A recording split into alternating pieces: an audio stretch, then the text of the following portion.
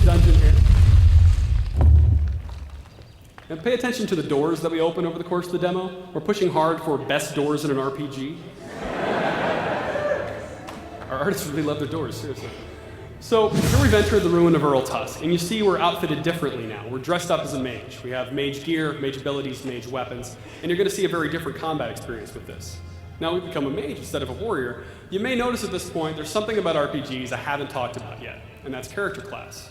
There's a good reason for that. Reckoning handles character class very differently than any RPG before. And part of that ties into the story. So you saw at the beginning, we've died and been brought back to life. That's a pretty big deal in and of itself, but it also has some interesting side effects. Everyone in the world of Amalur has a very specific fate, a destiny that ultimately ends in death. Because you have come back from death, you have no fate, you have no destiny. You are torn free from the tapestry of fate and can choose your own destiny for that reason.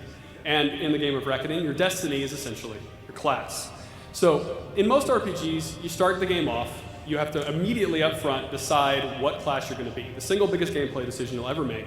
And I hope you make a good one, because 50 hours down the road, you'll have to be enjoying that experience. We really didn't want to do that with Reckoning. We wanted to let you make more informed decisions. So instead of that approach, we let you, over the course of the tutorial, which you saw a little bit of earlier, try each of the major playstyles in the game, get a feel for them. When the tutorial's over, you level up for the first time, and that's when you get your first destiny. We'll see how that works now.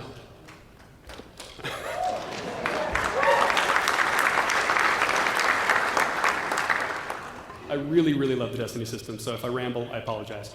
So the way it works is this. You level up, you get some points to spend in non-combat skills and your abilities. And abilities are mostly combat-focused things. As you put points into, say, the sorcery tree, we have 3 different ability trees, might, finesse, and sorcery. They're more or less different playstyles. Put some points in there, and I unlock cool stuff. Passive abilities, active spells I can fire off, whatever. And in addition to that, I'm getting points in sorcery itself. I get so many points in sorcery, I unlock a mage-themed destiny. The first one, I believe, is Acolyte. So I get that destiny, and I embrace it or equip it. It becomes my class. From that point forward, until I change it, I'm a mage. And I get some combat bonuses, I get some different buffs that make me more effective playing as a mage. I keep dumping points. As I level up, I keep dumping more and more points into sorcery. I'll become a more and more badass mage. I'll become a warlock, an archmage, and unlock greater and greater destinies. That's cool, and it's very much an option. Now, in most RPGs, the most effective way to play, if you're an RPG fan, you all know this, the most effective way to play, don't be a jack of all trades. Specialize, focus, be a mage who is 100% fire damage all the time. That's what you do. And that is an option in Reckoning. That is a totally viable way to build a character, but it's not your only option.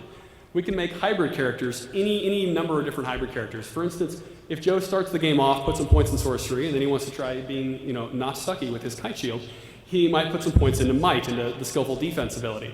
As soon as you start doing that, you start unlocking hybrid destinies, like Crusader is an example of one of our fighter mages, or Battle Mage is another good example.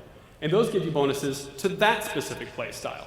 And as designers, we look at the game, we do a lot of testing, we see what does and doesn't work for that build, and we buff wherever you're particularly weak, so that each and every possible build you might want to create is viable to do in combat. Now, as you move forward, you're going to see one of the interesting things about Destinies. Destinies don't just give you buffs. They can change even some of the core mechanics of the game. For instance, as Joe's been playing through the demo so far, he's been a warrior, and as things try to attack him, he's done a lot of rolling out of the way. It's sort of his defensive maneuver. Well, mages don't roll. Mages teleport.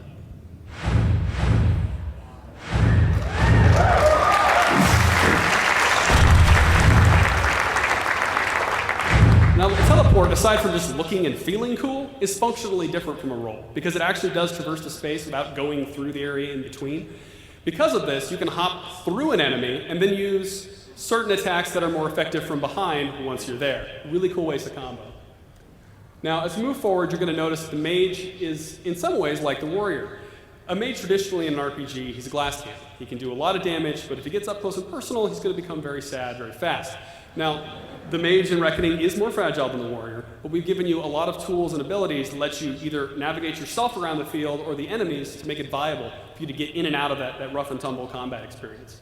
You'll also see, as Joe uses one of the mage weapons here, the Frost Staff, that the mage weapons have just as much depth and flexibility as things like the sword or the hammer. The same number of special attacks and unlockables and just cool things you can do to get through the fight, as well as, of course, a suite of their own abilities. We'll see that now.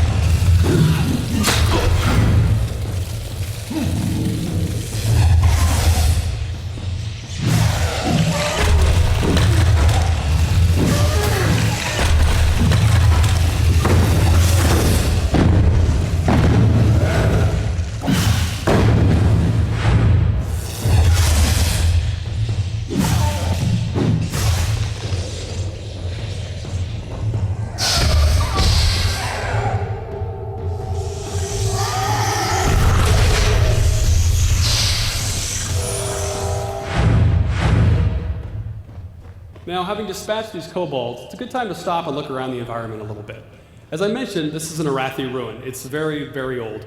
And one of the interesting things about it is at one time they housed an entire civilization down here. And here's a case where as you look around, you can see our environment artists have made this huge labyrinthine experience so that even indoors, you get a sense of scale and scope and just how big the world is. And it helps sell that fiction, helps sell that there was an awful lot of people down here at one time. And that's, again, trying to make the world feel real as RAs has really pushed hard. Before the next fight, this may also be a good time to point out, especially to those of you who played Oblivion, no, we do not auto-level our enemies. We do not do that.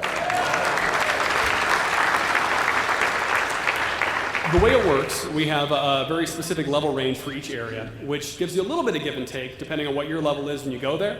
But it sets it at that point, and it's in a tightly contained range. So if, say, you went into this dungeon, and every enemy was level 5, and they kicked your ass, you could level up, come back later, they would still be level 5, and you can wreak your holy vengeance.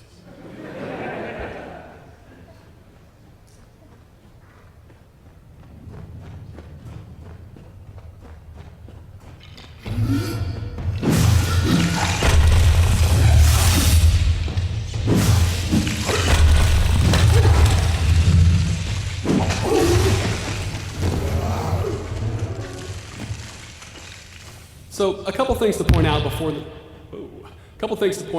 the next fight. First is that Joe is, as I mentioned, our lead combat designer, and he plays fighting games, and we've gone through this demo repeatedly, so he's very, very good at it. So if it looks a little easy as he's going through, it's a little misleading. Joe is just that good. Also, you're about to see another of our mage weapons. This is probably my favorite weapon class in the game. It is very cool. It is called the Chakram.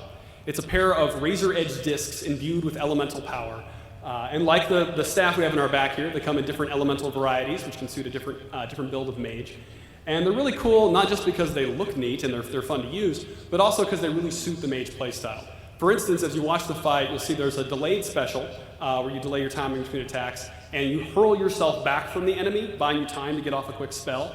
There's a charge special that'll actually do a wide ring around the room with the chakrams, not doing a lot of damage, but knocking down the enemies, buying you time to get off a big AoE attack. We'll see that now.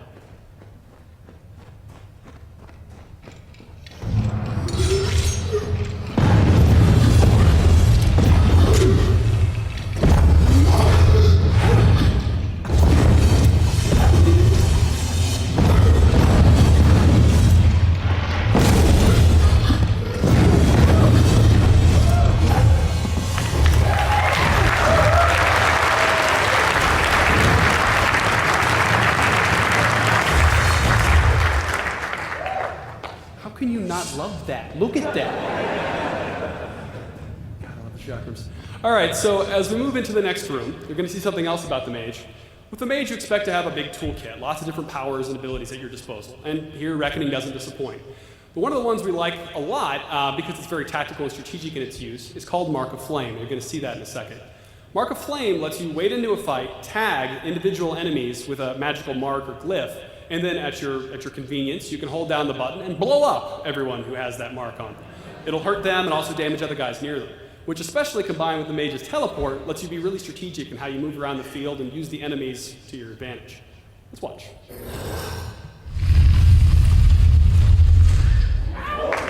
See? You see?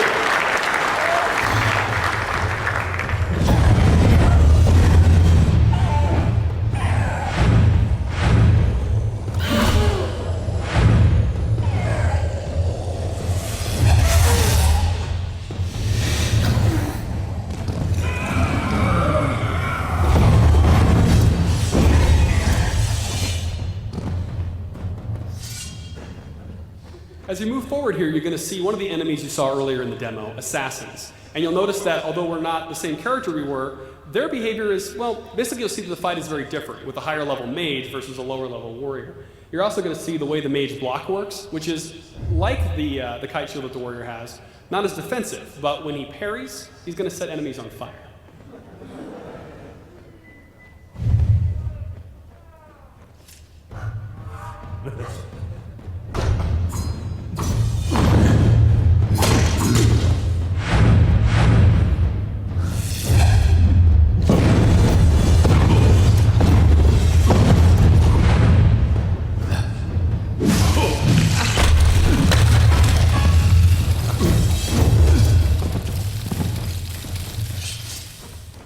may also notice here in the future fights that just like the melee weapons, you can seamlessly switch between that staff and the chakrams in the middle of attack chains.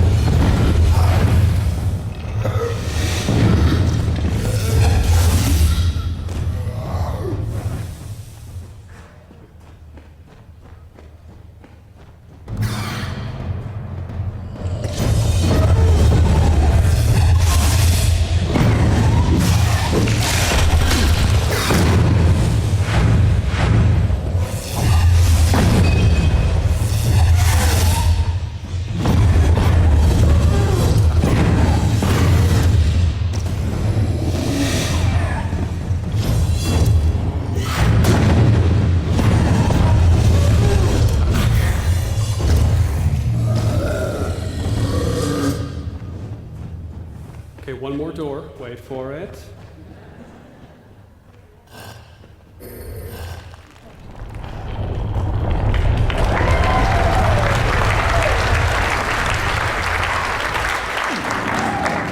Now, something you come to expect from a mage in an RPG is that high-level, high-damage AoE spell where you rain hellfire from the sky and clear out a room. We'd hate to disappoint, so we're going to show you Meteor.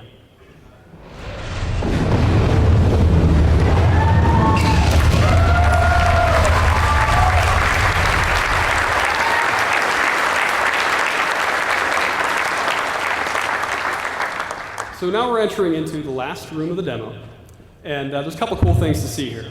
First is that, as I mentioned, this is an Rathi ruin, and a little bit of that history shows through here. Despite the millennia that separate us from when it was abandoned, you see the beating magical heart of the ruin is still very much well. Also, you're going to see another enemy type just up ahead, the Prismere Troll. Now, the Troll isn't a full-scale boss monster. Actually, it's like a variation of this guy right here. Not a full-scale boss monster, but is bigger than the other enemies you've been seeing thus far in the demo. A lot more weight and heft, and you're going to feel a difference in pacing to the fight as Joe battles this guy.